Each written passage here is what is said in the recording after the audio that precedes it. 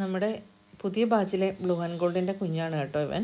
ഇന്നലെ രാത്രിയാണ് വിരിഞ്ഞത്. ഞാൻ വിരിഞ്ഞ പാടെ ഒരു 2-3 ഡ്രോപ്പൊക്കെ ഒരു 4-5 വട്ടമായിട്ട് ഞാൻ ഫീഡ് ചെയ്തിട്ടാണ് ഇന്നലെ രാത്രി കിടന്നത്. ഇന്ന് രാവിലെ ഏറ്റപ്പോൾ എനിക്ക് തോന്നുന്നു ക്രോപ്പിനൊക്കെ ഒരു അത്യാവശ്യം സൈസുള്ള ഒരു കുട്ടിയാണെന്ന് തോന്നുന്നു. അപ്പം നമുക്ക് ഒരു 0.1 ml ഒക്കെ താഴെ വേണമെന്നുണ്ടെങ്കിൽ ഫീഡ് ചെയ്യാം. നമുക്ക് കഴിക്കുമോ നോക്കാൻ വേണ്ടിയിട്ട് ഞാൻ കൊടുത്ത് നോക്കിയപ്പം ആൾക്ക് നല്ല വിശന്നിരിക്കുകയായിരുന്നെന്ന് തോന്നുന്നു കേട്ടോ. കുറേശ്ശെ ഡ്രോപ്പായിട്ടാണ് ഞാൻ അവന് കൊടുക്കുന്നത്. അവനത് കഴിക്കുന്നുണ്ട്.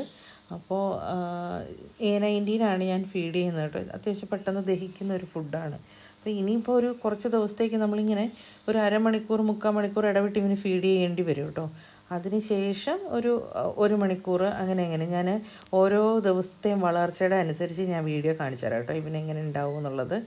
എനിക്ക് തോന്നുന്ന മക്കാവ്സിൻ്റെ കുഞ്ഞുങ്ങളൊക്കെ ഒരു 2 ദിവസം കൂടുമ്പോഴാണ് ഇവർക്ക് വളർച്ച നമുക്ക് ഫീൽ ചെയ്യുന്നത്. കാരണം ഈ കൊടുക്കുന്ന ഫുഡിൻ്റെ അളവ് 2 ദിവസം കൂടുതൽ വേണ്ടി വരും. അപ്പം അന്നേരം നമുക്ക് മനസ്സിലാവും ഇവർക്ക് വളർച്ച വരുന്നത് നമുക്കറിയാൻ പറ്റും കേട്ടോ.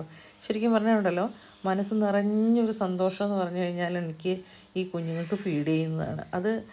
അതിങ്ങനെ പറയണമെന്ന് പോലും അറിയത്തില്ലാത്തത്ര ഒരു സന്തോഷമാണ് കുഞ്ഞുങ്ങൾക്ക് ഫീഡ് ചെയ്യാന്ന് പറഞ്ഞാൽ. അവരങ്ങനെ വയറൊക്കെ നിറഞ്ഞ് നല്ല വൃത്തിയായിട്ട് കിടന്ന് ഉറങ്ങുന്നതൊക്കെ കാണുമ്പോൾ ഉണ്ടല്ലോ, എന്താ ഒരു മനസ്സുഖമെന്നറിയോ.